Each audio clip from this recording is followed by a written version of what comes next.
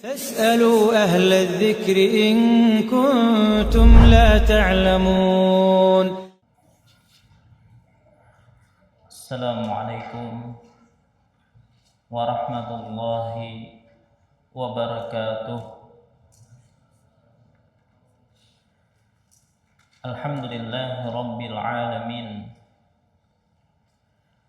والصلاة والسلام الأتمان الأكملان على المبعوث رحمة للعالمين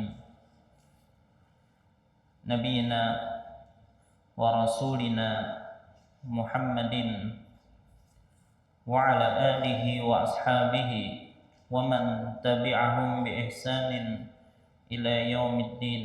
أما بعد، فيا عباد الله kaum muslimin wal muslimat rahimani Allah wa iyyakum. Alhamdulillah, segala puji bagi Allah Subhanahu wa taala yang kembali memberikan kepada kita kesehatan, kekuatan, taufik dan hidayahnya sehingga kembali kita bisa berkumpul di majelis yang mulia ini dalam rangka menghadiri kajian rutin kita membahas tentang kisah-kisah di dalam Al-Quran. Kita memohon kepada Allah Subhanahu wa ta'ala, semoga Allah berkenan untuk melimpahkan kepada kita ilmu yang bermanfaat. Salawat serta salam tidak lupa kita sampaikan kepada junjungan kita Nabi besar Muhammad sallallahu alaihi wasallam, kepada keluarga beliau, para sahabat beliau, dan orang-orang yang istiqomah di atas jalan beliau ila yaumil qiyamah. Insyaallah pada kesempatan malam hari ini kembali kita akan melanjutkan pelajaran kita yang mana pada pertemuan terakhir kita telah membahas tentang kisah dari Nabi Ya'qub alaihi salam, atau dikenal juga dengan sebutan Israel. Maka malam hari ini kita akan lanjutkan pembahasan kita memasuki kisah Nabiullah Yusuf alaihi salam, yang mana kisah Nabi Yusuf ini disebutkan oleh Allah Subhanahu wa ta'ala di dalam satu surah yang namanya surah Yusuf, yang mana dari awal sampai akhir surah ini berisikan tentang kisah Nabiullah Yusuf, dan disebutkan ini adalah kisah yang merunut di dalam Al-Quran yang paling panjang. Kalau kita menilik kisah-kisah Nabi yang lain seperti Nabiullah Musa alaihi salam, kisah beliau juga panjang, hanya saja cerita atau kisah beliau itu terpecah-pecah dalam beberapa surah. Kalau kisah Nabi Yusuf alaihi salam itu dalam satu surah full dari awal sampai akhir, dan itu runut.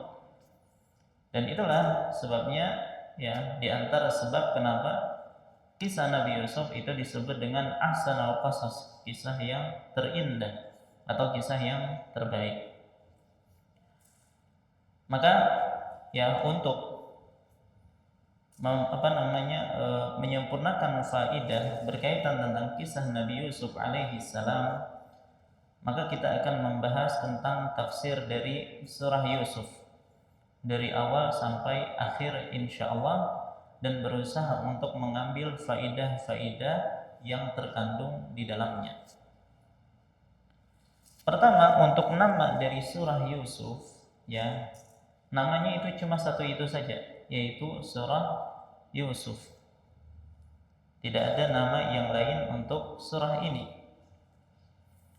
Dan penamaan ini disebutkan dalam hadis-hadis yang diriwayatkan oleh para sahabat. Contohnya adalah yang diriwayatkan oleh Uqbah bin Amir radhiyallahu anhu. Beliau berkata, "Qultu ya Rasulullah, aqrini surat Hud wa surat Yusuf."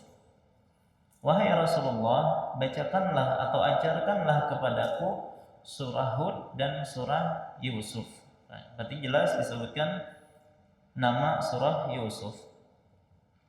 Begitu juga Ibnu Mas'ud radhiyallahu anhu pernah berkata, "Kuntu bi Hims, faqala li ba'dul qaum iqra' alaina, faqara'tu alaihim surat Yusuf." Aku pernah berada di kota Hims, ya, di negeri Syam. Lalu sebagian orang berkata kepadaku, "Bacakanlah Al-Qur'an untuk kami." Maka aku pun membacakan surah Yusuf kepada mereka. Baik, ini di antara riwayat-riwayat ya penyebutan nama surah ini dengan surah Yusuf. Dan surah Yusuf ya berdasarkan kesepakatan ulama itu merupakan surah Makkiyah. Apa itu surah Makkiyah?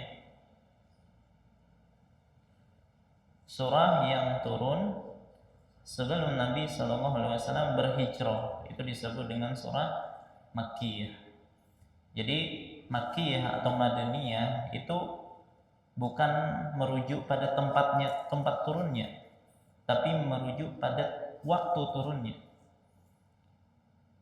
Artinya surah-surah yang turun sebelum Nabi SAW berhijrah itu disebut dengan surah Makkiyah, walaupun tidak turun di Mekah. Sebagaimana surah-surah yang turun setelah hijrah Nabi SAW itu disebut dengan surah Madaniyah, walaupun tidak turun di mana?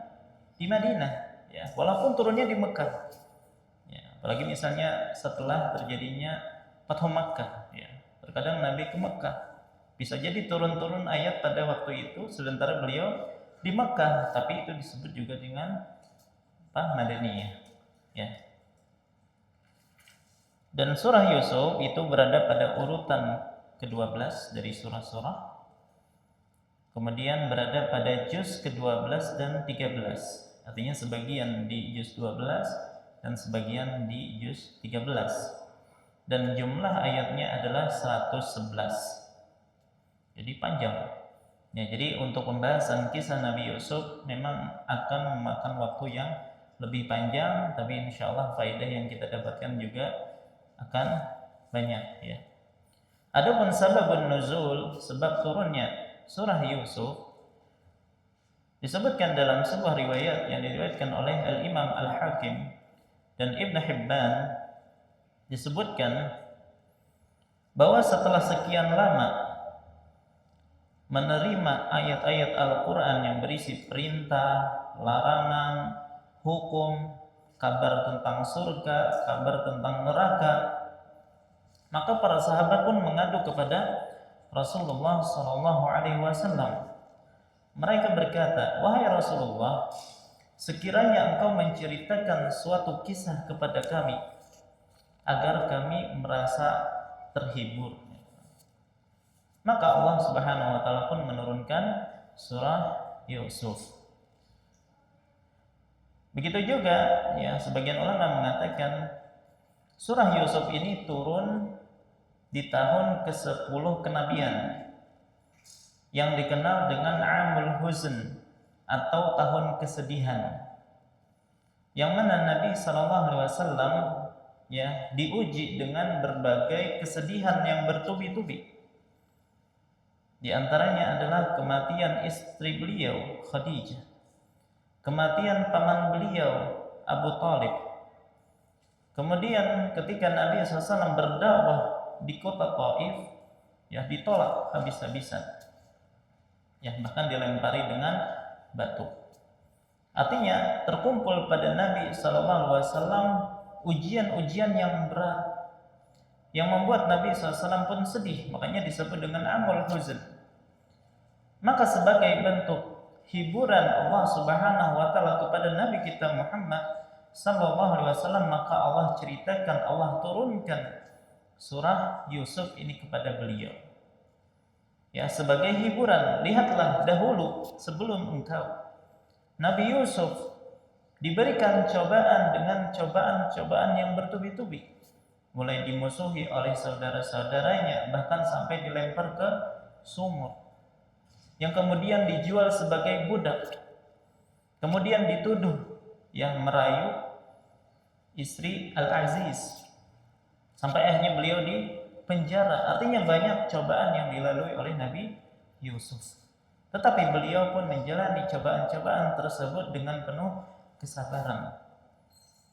Nah, maka ya dari kisah Nabi Yusuf ya, maka Allah Subhanahu wa taala ingin membandingkan ya kisah Nabi Yusuf dengan ujian-ujian yang sedang dihadapi oleh Nabi kita Muhammad sallallahu alaihi wasallam supaya beliau lebih kuat, lebih sabar menghadapi ujian-ujian tersebut. Baik. Kemudian apa keistimewaan surah Yusuf? Sudah kita sebutkan di awal tadi bahwasanya surah Yusuf ini merupakan satu-satunya surah yang membahas kisah Nabi Yusuf. Jadi kisah Nabi Yusuf itu tidak disebutkan dalam surah yang lain, hanya di dalam surah ini.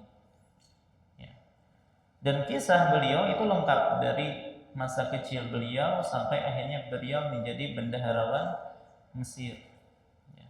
Jadi dari awal sampai akhir itu semuanya diceritakan dalam surah Yusuf. Dan tidak diulang dalam surah yang lain. Baik, berbeda dengan kisah-kisah Nabi yang lain. Ya, yang banyak diulang-ulang dalam surah yang lain, seperti kisah Nabi Musa itu banyak. Ya, kisah Nabi Musa itu ada dalam surah Al-Qasas, dalam surah Thaha, dalam surah Al-Baqarah juga ada, dan surah-surah yang lain diulang-ulang. Ya, begitu juga kisah Nabi Hud, kisah Nabi Saleh itu juga diulang-ulang. Tetapi kisah Nabi Yusuf cuma ada di surah Yusuf. Kemudian tidak ada kisah Nabi yang disebutkan secara runut dari awal sampai akhir dalam satu surah kecuali kisah Nabi Yusuf. Ya, kalau kita ingin mencari kisah Nabi Musa, ya, memang dalam surah Qasas itu agak runut ya, mulai dari beliau dilahirkan sampai dilemparkan ke sungai Nil. Ya, tapi tidak lengkap. Ya. Itu sampai akhirnya Allah Subhanahu wa taala menenggelamkan Firaun dan bala tentaranya. Cuman yang setelah itu disebutkan dalam surah-surah yang lain. Baik, jadi yang cuma runut dari awal sampai akhir itu hanya kisah Nabi Yusuf. Baik. Dan kisah Nabi Yusuf itu merupakan ya kisah yang disebutkan sebagai ahsanul qasas atau kisah terindah atau kisah yang paling baik. Nanti kita akan sebutkan kenapa surah ini disebut dengan surah atau kisah yang paling baik atau paling indah. Baik. Nabi Yusuf, ya, beliau kan termasuk Bani Israel. Artinya beliau itu tidak pernah dikenal oleh orang-orang Arab. Orang-orang Arab Quraisy itu tidak mengenal tentang Nabi Yusuf. Ya. Dan Nabi SAW juga tidaklah berinteraksi dengan orang-orang Yahudi kecuali ketika di Madinah. Sementara tadi kita sebutkan atau surah Yusuf ini turun di Mekah atau Makkiyah. Artinya tidak ada orang Yahudi yang ngajarin Nabi SAW tentang Yusuf. Ini menunjukkan akan kebenaran risalah Nabi kita Muhammad SAW yang itu merupakan wahyu dari Allah Subhanahu wa taala. Baik. Jadi orang-orang Arab mungkin mereka mengenal Nabi Nuh, mengenal Nabi Syuaib, mengenal Nabi Ibrahim, mengenal Nabi Ismail, tapi mereka tidak mengenal Nabi Yusuf. Ternyata Nabi SAW membawakan kisah Nabi Yusuf. Ya. Dan Nabi SAW bukan orang yang bisa baca tulis, bukan orang yang pandai bahasa Ibrani. Ya. Maka tidaklah mungkin kisah tersebut diturunkan kecuali berdasarkan wahyu dari Allah Subhanahu wa taala. Baik. Kemudian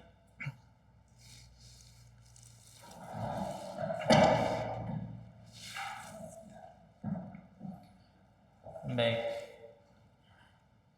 Nah, sebagaimana yang telah kita sebutkan sebelumnya, bahwasanya Nabi Yusuf alaihi salam itu merupakan putra dari Yakub atau Israel. Baik, kita ulang sebentar berkaitan tentang pelajaran yang telah lalu. Kita telah sebutkan bahwasanya Nabi Yakub alaihi salam itu menikahi putri dari pamannya yang bernama Laban. Ya kan, ibu dari Nabi Yakub namanya Ribka kemarin kan. Nah, Ribka ini punya saudara namanya Laban.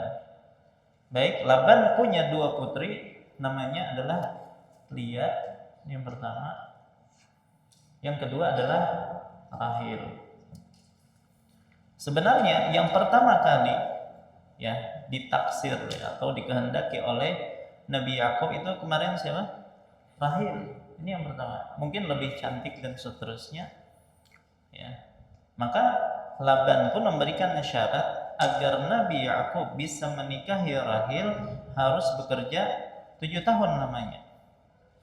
Setelah bekerja 7 tahun, ternyata yang diberikan itu bukan Rahil, tetapi kakaknya yaitu Lia. Kenapa? Karena kata mereka tidak pantas kakak itu dilompati oleh adiknya. Jadi harus kakaknya dulu yang nikah, kemudian adiknya. Kalau mau menikahi adiknya harus kerja lagi selama 7 tahun lagi. Dan itu pun disanggupi oleh Nabi Yakub, dan beliau pun kerja lagi 7 tahun. Akhirnya beliau pun menikahi Rahil. Nah, ketika menikah dengan Lia, maka Nabi Yakub diberikan anak Yang pertama namanya Ruben, ini yang paling tua. Kemudian Simon, Lawi, Yehuda. Ini disebutkan dalam literatur ahli kitab. Dalam literatur Islam tidak disebutkan atau tidak ada.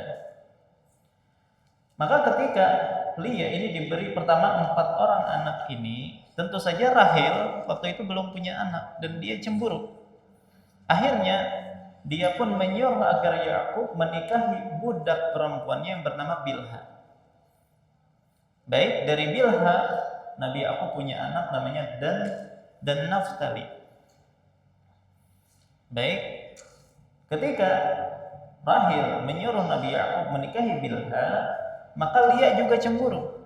Akhirnya dia pun menyuruh budaknya atau menyuruh Nabi Yakub menikahi budak perempuan Lia yang bernama Zilfa. Dari Zilfa ini Yakub memiliki 2 anak, yaitu Gad dan Asyir. Rahil tetap belum punya anak. Sampai Lia kemudian lahir lagi dari dia 2 orang anak, namanya Isyakhar dan Zebulon. Ini urutan kelahiran mereka, nomor-nomor ini. Setelah itu, setelah lahir Zebulon ini, barulah Rahil mengandung Yusuf. Kemudian disusul dengan Binyamin, adiknya Yusuf. Nah, disebutkan ketika Rahil melahirkan Binyamin, terjadi kontraksi dalam persalinannya yang menyebabkan akhirnya Rahil pun meninggal dunia. Maka jadilah Yusuf dan Binyamin anak yatim. Baik. Nah, 12 anak dari Nabi Yakub inilah yang disebut dengan Bani Israel. Atau nama lain mereka juga yang disebut dengan Al-Asbat. Jadi kalau disebutkan di dalam Al-Quran ada penyebutan Al-Asbat, itu maksudnya adalah Bani Israel 12 ini. Dan ternyata 10 orang ini dari 3 istri yang lain, 10 orang ini mereka bersatu, bersengkongkol istilahnya. Dan mereka menyebut diri mereka dengan sebutan Usbah. Usbatun atau kelompok yang kuat. Lawan dari mereka adalah Yusuf dan Binyamin. Makanya yang berperan nanti membuang Nabi Yusuf ke sumur itu 10 orang ini. Binyamin gak ikut karena waktu itu masih kecil. Jadi 10 inilah yang mereka sekongkol akhirnya membuang Nabi Yusuf ke sumur. Baik.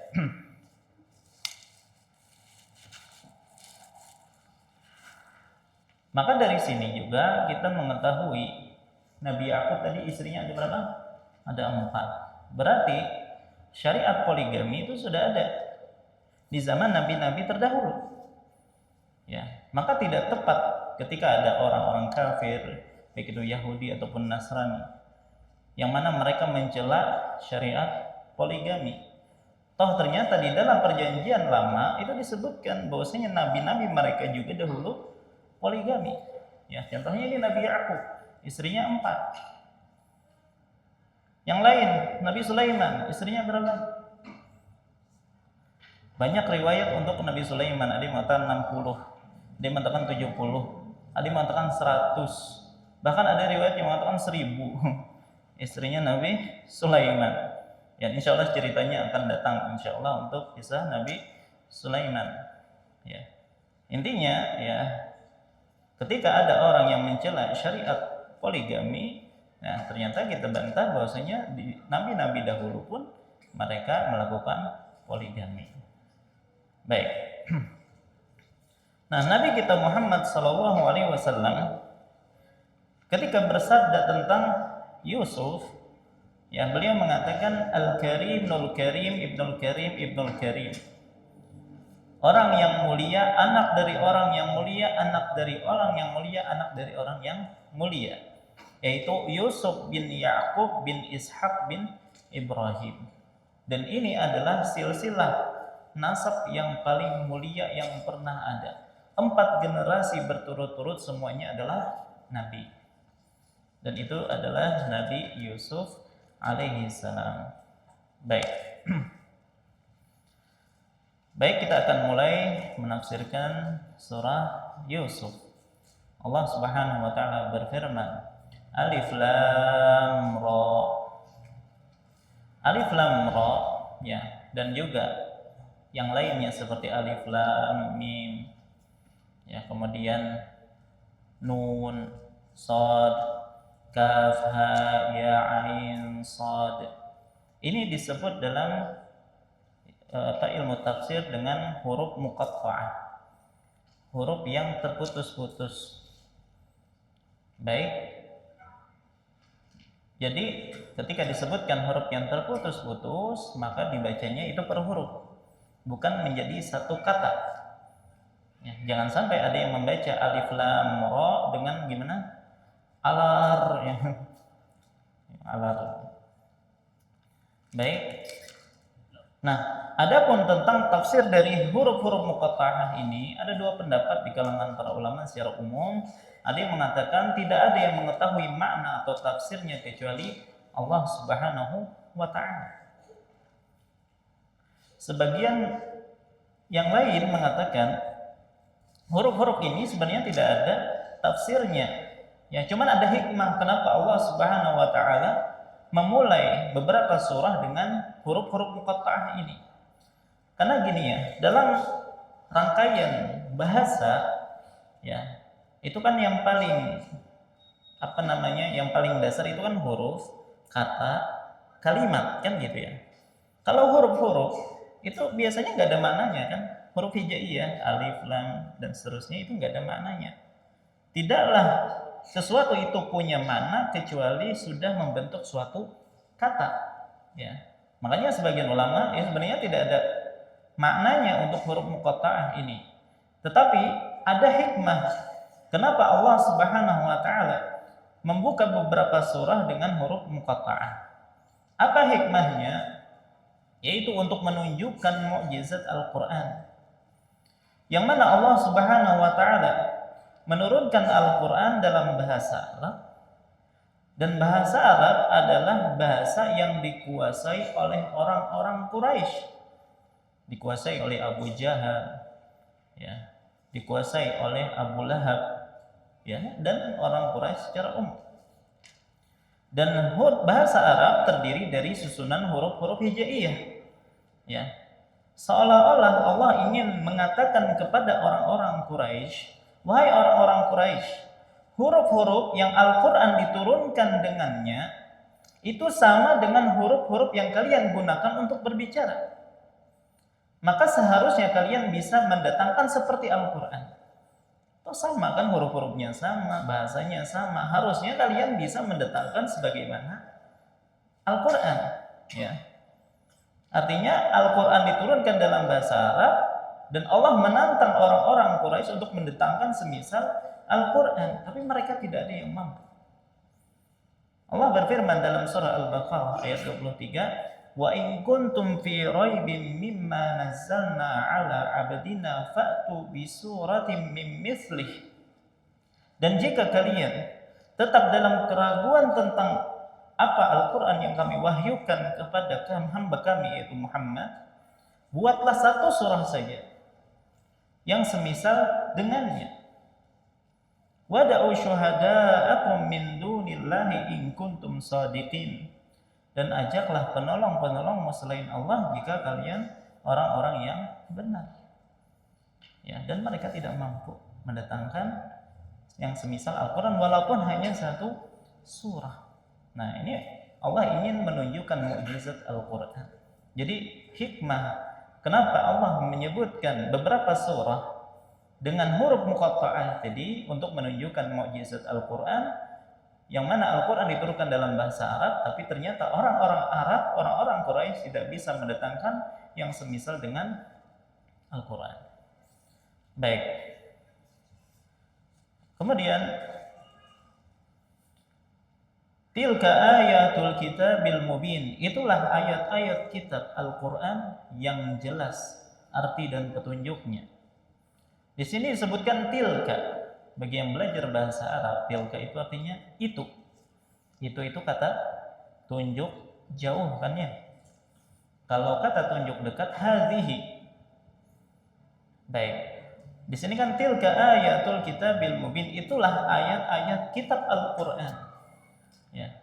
Kenapa menggunakan kata tunjuk jauh? Toh yang dimaksud ayat-ayat yang mungkin ayat-ayat tersebut ada di hadapan mereka.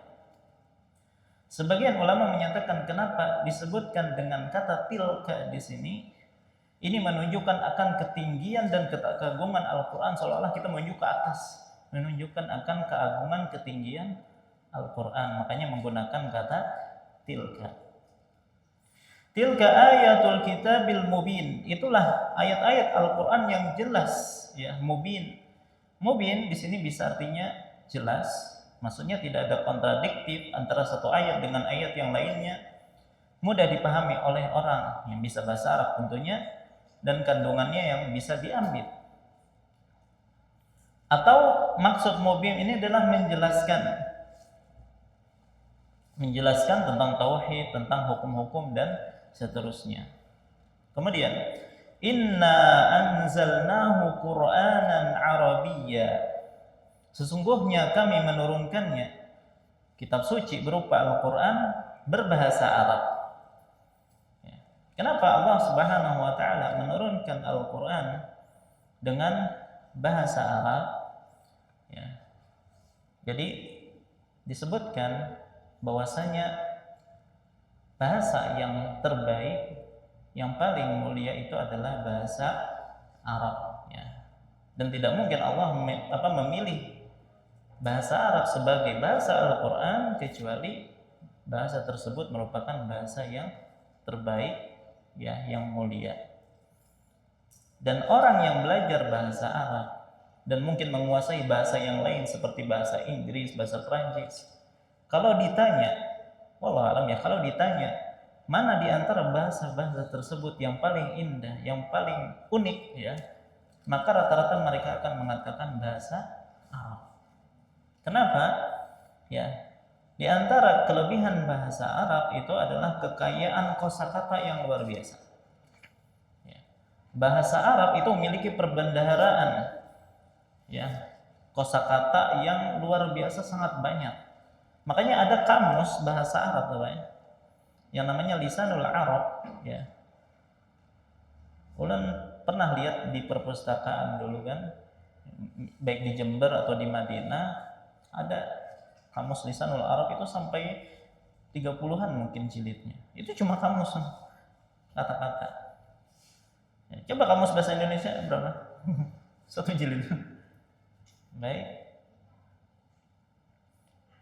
Contoh misalnya untuk apa namanya, untuk onta saja ya, yang kemarin ikut kajian masalah zakat, onta itu macam-macam namanya ya, berdasarkan umurnya.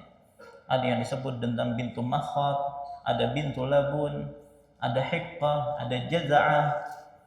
Kemudian sapi ada namanya lagi, ada musinnah, ada tabi'ah. Ya, jadi sapi itu macam-macam namanya. Belum lagi singa, ada asadnya, ada haidarah, dan yang lainnya. Belum mungkin kata apa. Ya, pedang itu macam-macam katanya dalam bahasa Arab. Jadi disebutkan ya, untuk singa itu sampai ratusan namanya. Cuma satu singa sampai ratusan kosakatanya. Ya, begitu juga tentang pedang dan seterusnya. Ini menunjukkan bahwasanya bahasa Arab itu sangat kaya dengan kosakata. Kemudian ada istilah akar kata atau istiqaq namanya, yang dipelajari dalam ilmu tasrif ya, yang biasanya dihafal fa'ala, fa'ala, fa'alu dan seterusnya. Dan ini merupakan keunikan yang mungkin kita tidak dapati dalam bahasa-bahasa yang lainnya. Kemudian sastranya ya, kemudian juga memiliki seni fonetik yang indah. Makanya orang yang membaca Al-Quran dengan tajwid dengan orang yang membaca Al-Quran tanpa tajwid kan beda rasanya ya. Maka ketika seorang mempelajari seni bagaimana mengucapkan huruf-huruf Al-Quran sesuai dengan tajwidnya, maka akan terasa keindahannya. Intinya ya, Allah Subhanahu wa taala menurunkan Al-Quran dengan bahasa Arab karena kelebihan yang ada pada bahasa Arab. Baik.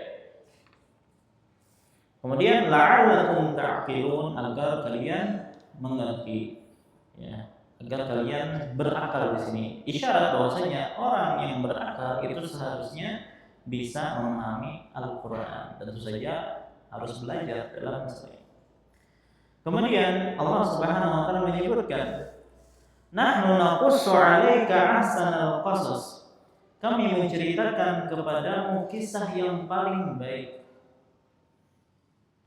Ahsanul qasas ya, ada yang mengatakan maksud qasas di sini masdar. Maksudnya pengisahan yang terbaik. Jadi ketika Allah mengisahkan kisah Nabi Yusuf, ya Allah melakukannya dengan pengisahan yang terbaik. Ya tadi runut dan seterusnya. Atau maksudnya ini isim, yang artinya maksudnya adalah kisah yang terbaik atau terindah. Bukan hanya kisahnya yang indah atau menarik, tapi faidah-faidahnya juga luar biasa. Ya. Bahkan banyak ulama yang menulis buku khusus menyebutkan tentang faidah-faidah yang terdapat dalam surah Yusuf.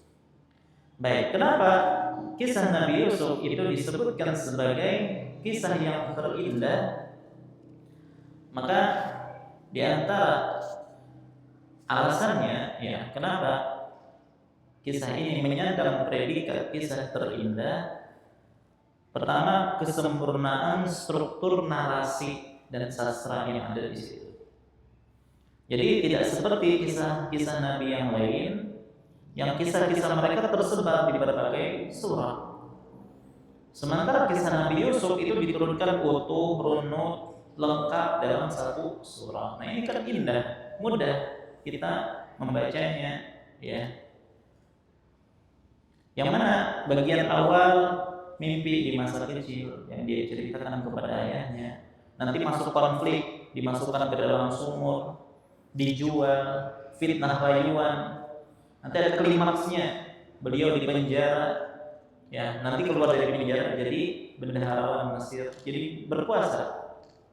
Dan akhirnya diakhiri dengan happy endingnya, ketika pertemuan kembali dengan ayah dan saudara-saudaranya, yang semuanya keluarganya nanti bersujud kepada beliau sebagai bentuk pemuliaan terhadap Nabi Yusuf. Jadi alurnya yang begitu dramatis, ya begitu sempurna. Nah ini diantara sebab kenapa disebut dengan ahsanul qasas. Kemudian juga kisah ini merangkum dinamika sifat manusia. Ya, ada cinta dan kebencian di situ kan. Cinta mendalam Nabi Yakub kepada Yusuf, dibandingkan dengan kebencian, kecemburuan saudara-saudaranya. Kemudian syahwat dan kehormatan, rayuan Zulaikha, ya, karena dipenuhi dengan syahwat, melawan kehormatan yaitu keteguhan iman Nabi Yusuf alaihissalam. Kemudian kedengkian dan pemaafan, dengkian para saudara-saudaranya. Kemudian akhirnya Nabi Yusuf pun dengan mudah memaafkan mereka. Nah, jadi luar biasa ya kandungan dari surah Yusuf ini. Kemudian juga dalam kisah ini Allah Subhanahu wa taala membalikan keadaan tokoh-tokohnya dengan cara yang menakjubkan. Coba dari Nabi Yusuf, dari seorang anak yang asalnya di dalam sumur yang gelap menjadi budak, lalu naik menjadi bendaharawan negara. Ya kan beda nih kontras perbedaan. Dari jeruji penjara menjadi istana yang megah. Kesedihan mendalam Nabi Yakub sampai berujung pada buta matanya, berujung pada kebahagiaan yang luar biasa. Pertama ketika kembali lagi penglihatannya dan ketika bertemu lagi dengan Nabi Yusuf. Perpecahan, perpisahan menjadi persatuan kembali. Dari kemarau ya, jadi kemakmuran. Nanti kita kisahkan juga tentang peristiwa tersebut. Baik, itu diantara alasan ya kenapa dinamakan kisah yang terindah. Kemudian disebutkan juga semua tokoh yang ada dalam kisah Nabi Yusuf itu berakhir dengan kebahagiaan dan kebaikan. Nabi Yusuf, Nabi Yakub meraih kembali kebahagiaan mereka, berkumpul dan seterusnya. Saudara-saudara Yusuf akhirnya mereka bertobat dan menjadi orang yang saleh. Dan Zulaikha menurut sebagian riwayat akhirnya menyadari kesalahannya, bertaubat, dan disebutkan ya dalam beberapa riwayat bahwasanya akhirnya Nabi Yusuf menikahi Zulaikha. Ya, walaupun ini riwayatnya dalam Israiliyat. Ya. Dan juga alasan kenapa kisah ini merupakan kisah terindah karena banyak pelajaran hidup atau ibrah yang terdapat dalam kisah ini. Ya, tentang hakikat sabar, ya sabrun jamil. Kemudian ketetapan Allah yang pasti menang. Kemudian sikap pemaaf yang luar biasa. Nanti kita akan sebutkan bagaimana Nabi Yusuf itu orang yang sangat pemaaf. Kemudian di dalam kisah ini juga ada pelajaran tauhid. Ketika Nabi Yusuf mengajarkan tauhid kepada penghuni penjara, ya. Baik, dan juga adab-adab, ya nanti semuanya akan disebutkan pada waktunya. Makanya Allah Subhanahu wa taala di dalam ayat terakhir dari surah ini Allah menyebutkan laqad kana fi qasasihim 'ibratun liulil albab ma kana haditsan yuftara. Sesungguhnya pada kisah-kisah mereka itu terdapat pelajaran bagi orang-orang yang mempunyai akal. Dan ini bukan cerita dongeng, bukan cerita yang dibuat-buat.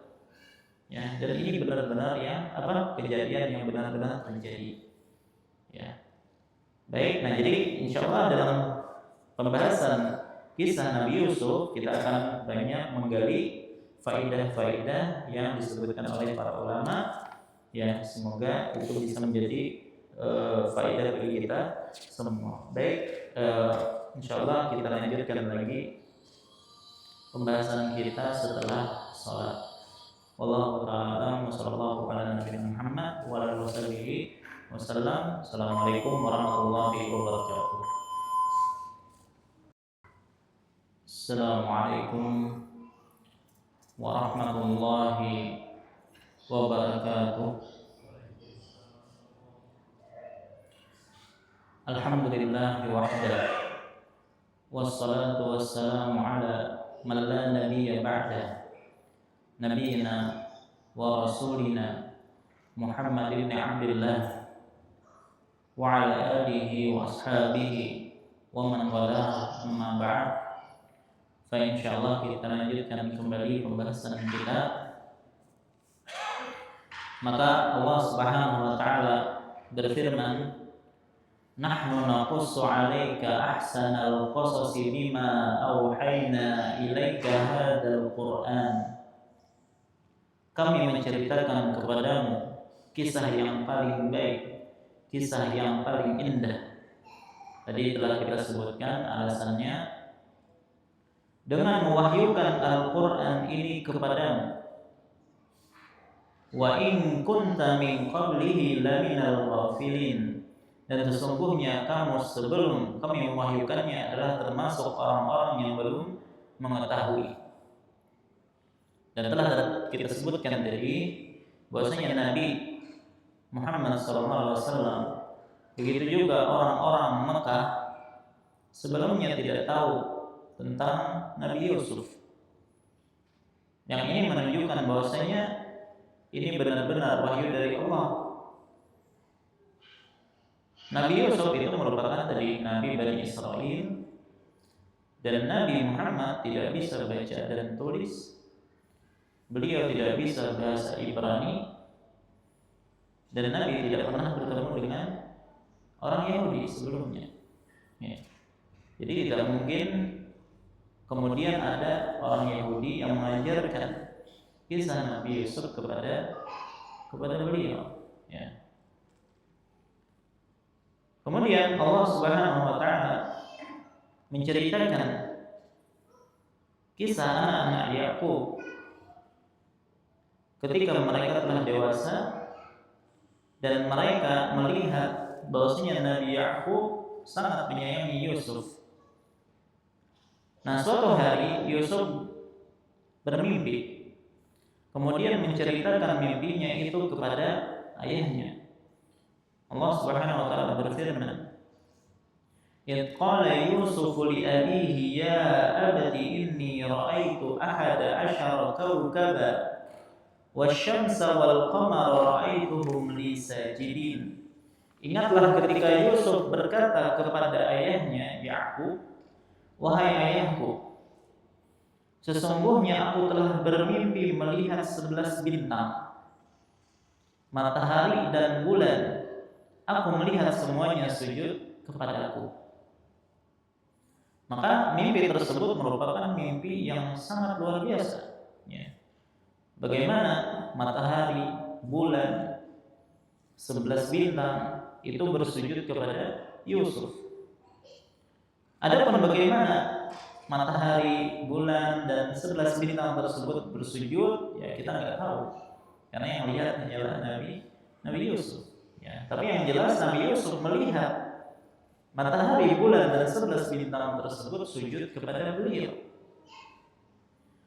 Dan kemudian hari mimpi ini akhirnya ditafsirkan bahwasanya matahari itu melambangkan ayahnya yaitu Yakub, bulan itu melambangkan ibunya. Ibunya di sini ibu tirinya maksudnya. Karena telah kita sebutkan terakhir ibu kandungnya sudah meninggal.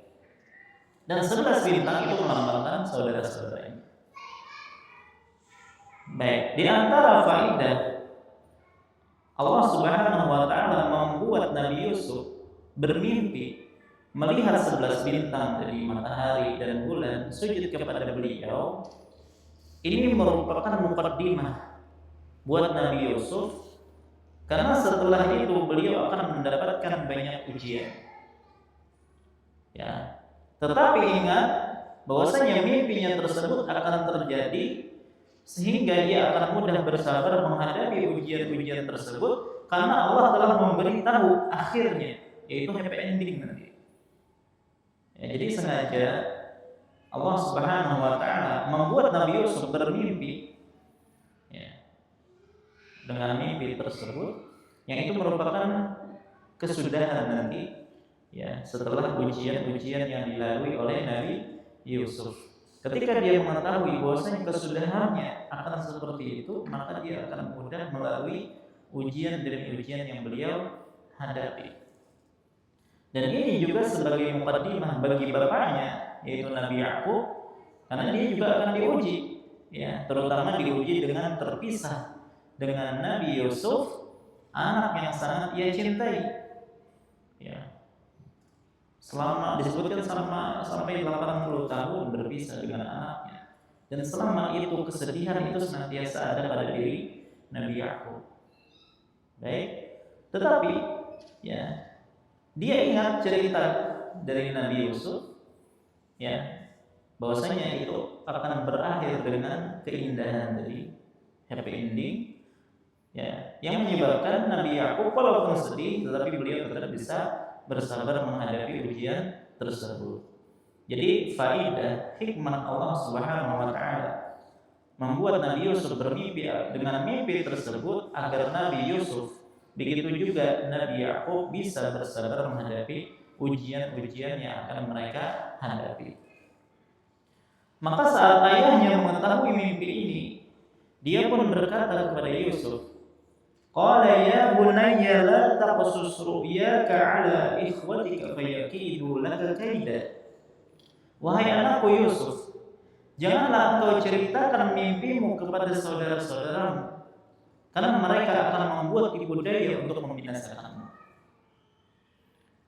Di sini, ya, penyebutan mereka kan berhadapan, ya, atau Nabi Yakub dengan Nabi Yusuf itu kan berhadapan.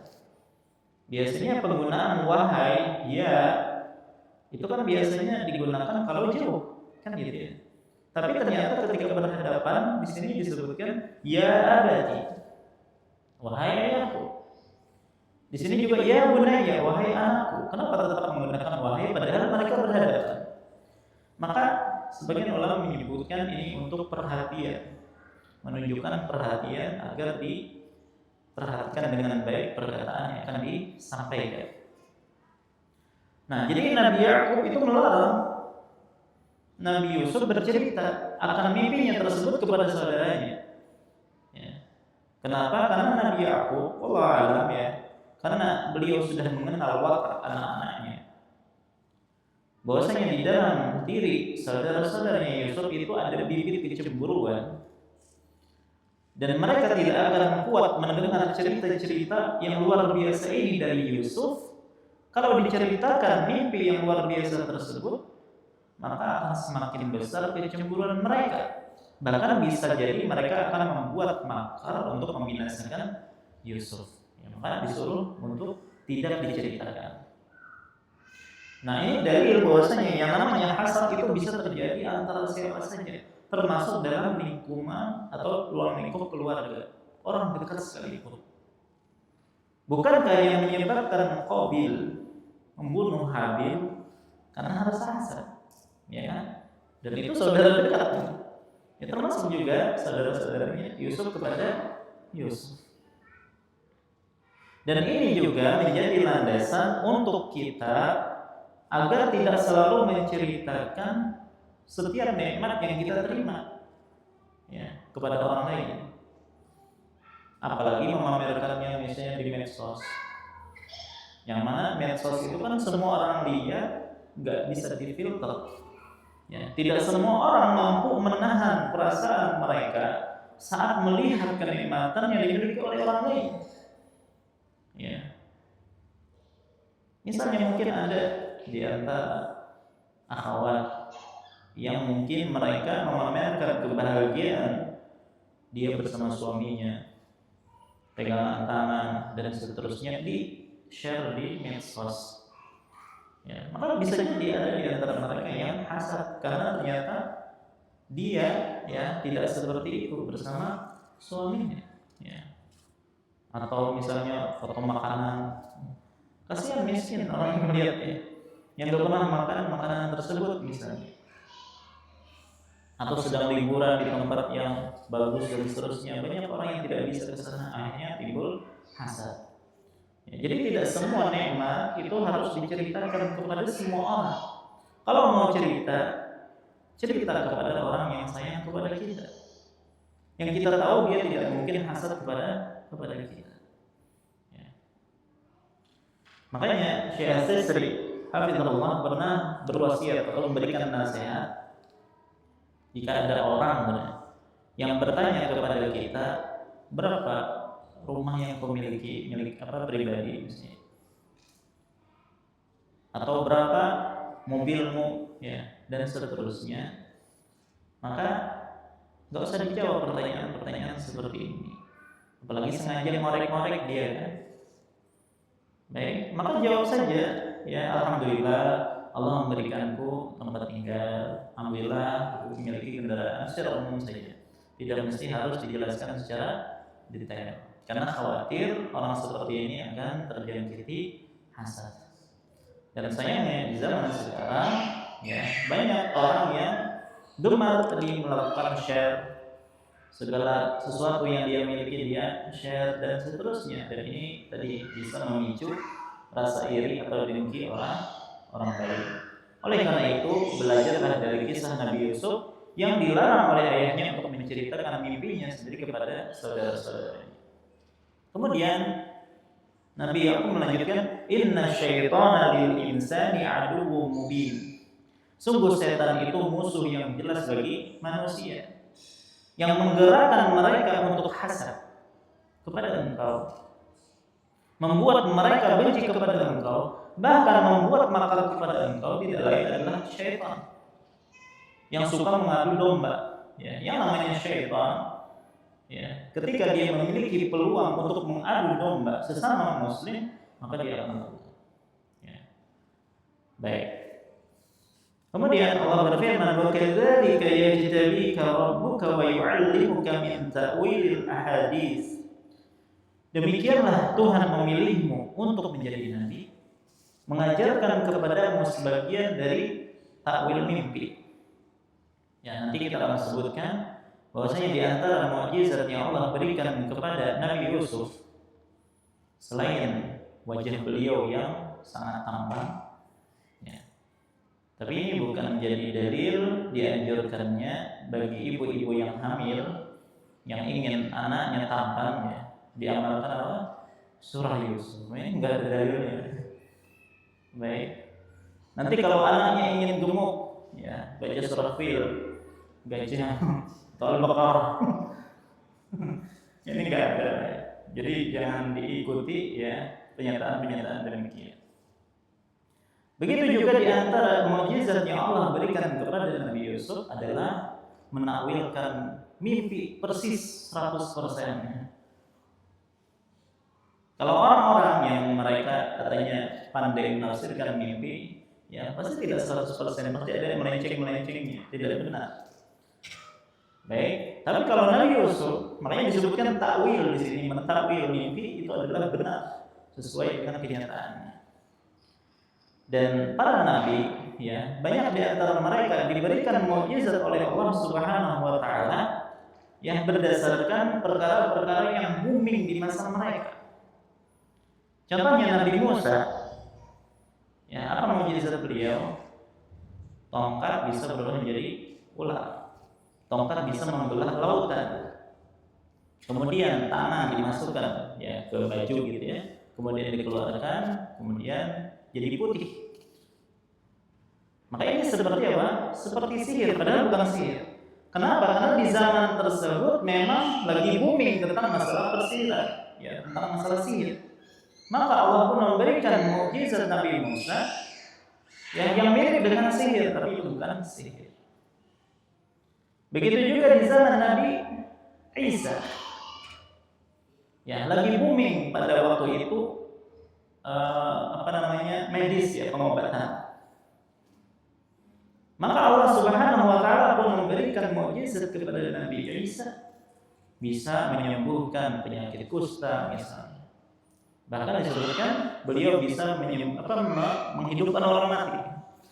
Dan ini mengalahkan semua, ya, medis pada waktu itu. Kemudian Nabi kita Muhammad SAW, apa mukjizat beliau? Al-Quran. Yang mana pada waktu itu orang-orang Quraisy berbangga-bangga dengan syair-syair mereka, dengan kefasihan bahasa mereka, dengan balaghah mereka. Kemudian Allah turunkan Al-Quran, ya, yang menggunakan balaghah yang sangat tinggi, yang mengalahkan syair-syair, mengalahkan balaghah mereka. Dan mereka tidak mampu mendatangkan yang semisal dengan Al-Quran. Nah, begitu juga Nabi Yusuf alaihi salam, ya, di zaman beliau nanti, ya, ketika di Mesir itu lagi booming, orang-orang yang menafsirkan mimpi. Ya. Maka ketika nanti kita ceritakan raja yang bermimpi, ya, melihat sapi kurus memakan sapi gemuk, ya kan? Orang-orang tidak ada yang mampu untuk menafsirkan mimpi tersebut. Ternyata Nabi Yusuf yang mampu menafsirkan mimpi tersebut. Ya. Maka disebutkan di sini, demikianlah Tuhan memilihmu untuk menjadi nabi, mengajarkan kepadamu sebagian dari takwil mimpi. Wa yutimmu ni'matahu 'alaika wa 'ala ali Ya'qub kama atammaha 'ala abawayka min qablu Ibrahim wa Ishaq. Inna rabbaka 'alimun hakim. Serta menyempurnakan nikmatnya kepadamu dan kepada keluarga Yakub sebagaimana dia telah menyempurnakannya kepada kedua kakekmu sebelumnya, yaitu Ibrahim dan Ishak. Sesungguhnya Tuhan Maha mengetahui lagi Maha bijaksana. Baik, ahadis disebutkan dalam ayat ini. Ada yang mengartikan mimpi, menakwilkan mimpi. Ada juga yang mengartikan ayat-ayat Allah. Maka disebutkan dari sini, ya, Yakub alaihissalam mengetahui bahwasanya anaknya tersebut, ya, akan diangkat menjadi seorang nabi. Baik, jadi dari pemahaman mimpi tersebut, Nabi Yakub, ya, memahami bahwasanya anaknya ini akan menjadi penerus, menjadi seorang nabi. Nah, karena Nabi Yakub sudah tahu bahwasanya Yusuf akan memegang kunci kelanjutan kenabian, makanya beliau itu sangat protektif dengan beliau. Beliau sadar bahwasanya beban berat, potensi ancaman itu akan dihadapi oleh Nabi Yusuf. Ya, sehingga beliau secara tegas menyatakan jangan pernah sekali-kali ceritakan mimpi tersebut kepada saudara-saudara. Baik.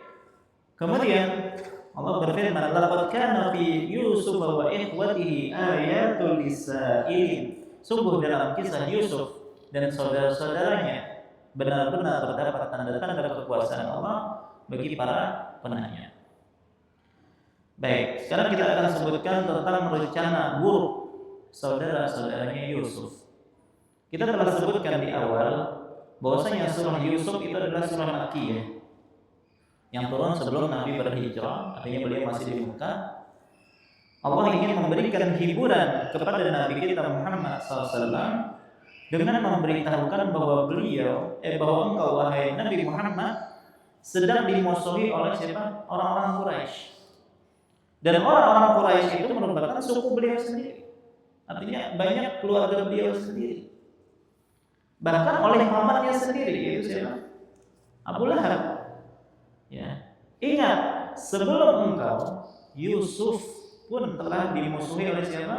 Saudara-saudaranya sendiri. Ya, jadi Allah ingin menghibur Nabi kita Muhammad yang mungkin dimusuhi oleh sukunya Quraisy dan juga oleh paman beliau sendiri. Jadi saudara-saudara Yusuf memang tidak mengetahui perihal mimpi itu. Ya, karena tadi telah dilatih dan memang Yusuf tidak menceritakan kepada mereka. Akan tetapi kecemburuan itu telah lama bersemayam di dalam diri mereka. Lantaran sang ayah lebih mencintai Yusuf daripada mereka. Allah berfirman, "Id qalu la Yusuf wa akhuhu ahabbu ila abina minna wa nahnu usbah. Inna abana lafi dhalalin mubin." Ketika mereka berkata, sesungguhnya Yusuf dan saudaranya Benyamin lebih dicintai ayah kita daripada kita. Padahal kita adalah usbah, satu golongan yang kuat. Jadi mereka bersatu padu, ya. 10 orang itu menamakan diri mereka usbah, satu golongan yang kuat. Kemudian mereka mengatakan sungguh ayah kita dalam kesesatan yang nyata, kekeliruan yang nyata. Baik, perlu dipahami, ya, kecintaan Nabi Yakub kepada Yusuf itu bukan berarti Nabi Yakub pertama tidak cinta dengan anak-anaknya yang lain, dan juga jangan dipahami beliau tidak adil dengan anak-anak beliau. Jadi begini, kita harus bedakan antara keadilan lahiriah dengan keadilan hati, ya.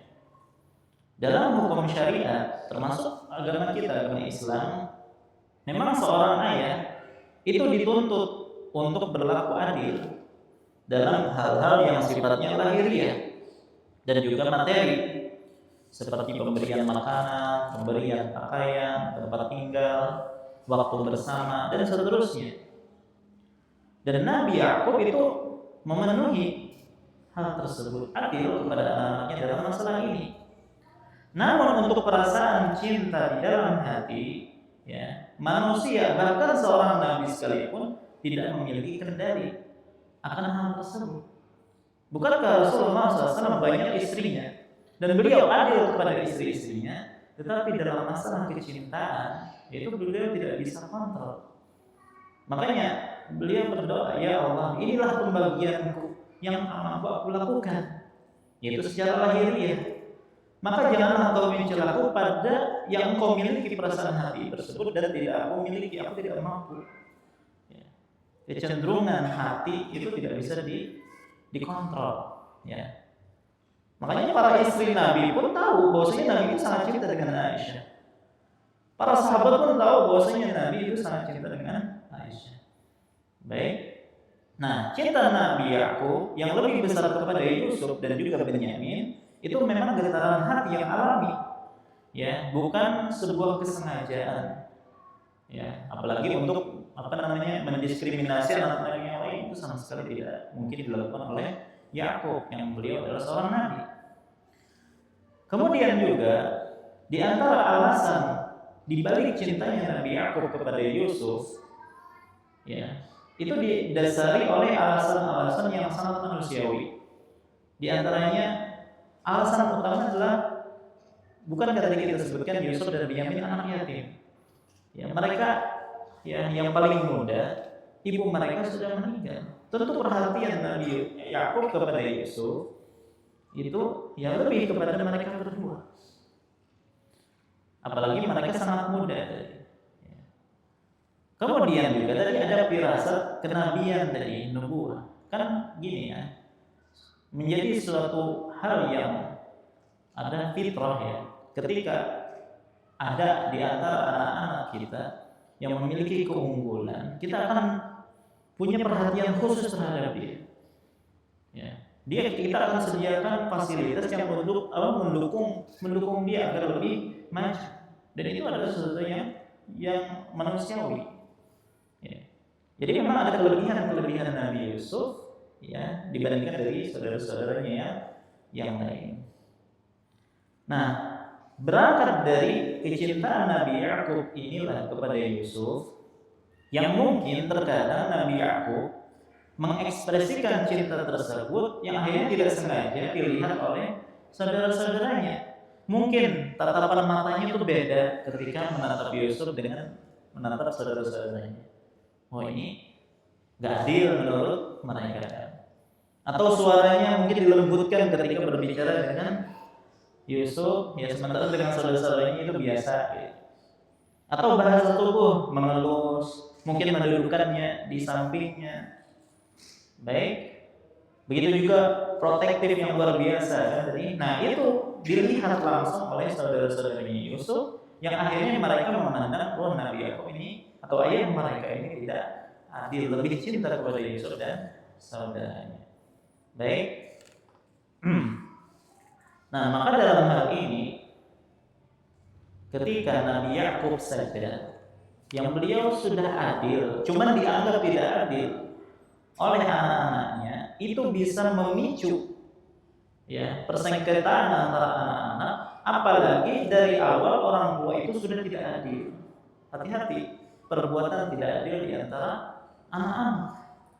Makanya Nu'man bin Bashir pernah bercerita. Nu'man anaknya ya, Bashir ayahnya. Bashir itu punya beberapa anak, di antaranya Nu'man. Ternyata Bashir memberikan Nu'man pemberian yang mana tidak diberikan kepada saudara-saudaranya Nu'man yang lain. Ya, maka Bashir pun datang kepada Nabi SAW membawa Nu'man dan ingin menjadikan Nabi sebagai saksi atas pemberian tersebut. Maka Nabi bertanya, apakah engkau memiliki anak selain dia? Iya. Apakah engkau memberikan saudara-saudaranya sebagaimana engkau memberikan Nu'man? Kata Bashir, tidak, hanya Nu'man yang aku berikan. Maka Nabi SAW menyuruh agar dikembalikan, jangan dikasih. Ya. Maka kata Nabi dalam riwayat yang lain, aku tidak mau menjadi saksi terhadap perbuatan zalim. Jadi tidak ada di antara anak itu termasuk perbuatan zalim. Dan hati-hati, itu yang bisa memicu kecemburuan di antara anak-anak dan menjadi bersengketa di antara anak-anak. Baik, akhirnya kecemburuan inilah yang mendorong mereka tega menyakiti saudara kandung mereka sendiri karena hasad yang begitu mendalam. Jadi 10 orang saudaranya, ya, berarti Benyamin gak ikut di situ ya. Mereka pun rapat, apa yang harus kita lakukan dengan Yusuf? Sebagian mereka mengatakan, uqtulu Yusuf, bunuhlah Yusuf. Bayangkan, hasad betul luar biasa. Ya, sampai mereka ada di antara mereka menganjurkan dibunuh saja Yusuf. Yang kedua itu lebih minim, awitrahuhu arda, buanglah dia ke suatu tempat yang jauh. Ya khalulakum wajhu abikum, agar perhatian ayah tertumpah kepada kalian. Ya. Tapi walaupun mereka akhirnya membuang Nabi Yusuf, perhatian ayah mereka apakah tertumpah kepada mereka? Jawabannya tidak. Justru kepada adiknya, kepada Benyamin. Ya. Jadi keinginan mereka pun tidak tercapai. Baik. Jadi wa takunu min ba'dihi qauman shalihin, dan setelah itu kamu menjadi orang yang baik. Jadi kada perlu bermaksiat dulu, kita bunuh Yusuf atau kita buang Yusuf, baru nanti taubat, gitu. Jadi menurut mereka ini trik yang cerdik, melakukan maksiat sekali seperti membunuh Yusuf, ya. Lalu setelah itu bertaubat dan menjadi orang yang saleh. Dan ini adalah salah satu cara orang saleh bisa terjerumus ke dalam kemaksiatan. Ya, dengan alasan Allah itu Maha Pengampun. Oh, jadi tidak mampu bermaksiat sekarang, toh nanti bisa bertaubat, Allah kan Maha Pengampun. Baik, maka kita katakan enggak boleh bersandarkan dengan Maha Pengampunnya Allah untuk melakukan maksiat, itu tidak boleh. Jadi seorang tidak bermaksiat, ingin melakukan maksiat, oh enggak apa-apa, Allah Maha Pengampun, nanti bermaksiat dulu, nanti bertaubat. Tidak boleh. Kecuali kalau seorang sudah bermaksiat, ingin bertaubat, maka dia bergantung kepada Maha Ampunnya Allah Subhanahu wa Ta'ala. Ya, ini kalau sudah bermaksiat. Masalahnya belum bermaksiat, ingin bermaksiat, berdalilkan dengan Maha Ampunnya Allah, ini tidak boleh. Dan tidaklah saudara-saudara Yusuf setelah melakukan apa yang mereka lakukan kepada Yusuf, mereka tidak bertaubat kecuali setelah bertemu dengan Yusuf nantinya. Ya. Bayangkan kalau seandainya seorang melakukan hal tersebut ternyata mati duluan sebelum sempat bertaubat, ya, maka mati dalam keadaan bermaksiat, su'ul khotimah. Baik, nah kemudian ya tadi ada yang mengatakan kita bunuh saja, tapi ada di antara mereka yang agak baik, yang semuanya buruk ya, tapi ada yang minim keburukan mereka mengatakan qala qailun minhum la taqtulu Yusuf, jangan kalian membunuh Yusuf, ya, wa alquhu fi ghayabatil jub, tetapi masukkan saja dia ke dasar sumur, ya taqiqu ba'du sayyarati in kuntum fa'ilin, agar nanti dipungut oleh sebagian musafir jika kalian hendak berbuat baik. Nah, jadi akhirnya inilah yang disepakati, kita buang Yusuf biar nanti dipungut oleh sebagian musafirnya. Dan dari sini kita juga mengetahui bahwasanya saudara-saudaranya Yusuf itu bukan nabi. Karena sebagian ulama ada yang mengatakan semua anak Yakub itu nabi, tapi pendapat yang lebih kuat itu bukan. Karena bagaimana mungkin nabi ya, punya niatan membunuh, ya, durhaka kepada orang tua, berbohong, bahkan bersandiwara nanti di hadapan ayah mereka. Ya, makanya ini semuanya perbuatan dosa besar, ini tidak mungkin dilakukan oleh Nabi. Baik, nah bagaimana mereka melancarkan aksi mereka membuang Nabi Yusuf? Insya Allah kita lanjutkan lagi kisahnya pada pertemuan yang akan datang. Ini yang bisa saya sampaikan. Salah khilaf mohon maaf. Wassallallahu ala nabiyina Muhammad wa alihi wasallam. Subhanakallahumma bihamdika asyhadu an la ilaha illa anta astaghfiruka wa atubu ilaik. Assalamualaikum warahmatullahi wabarakatuh.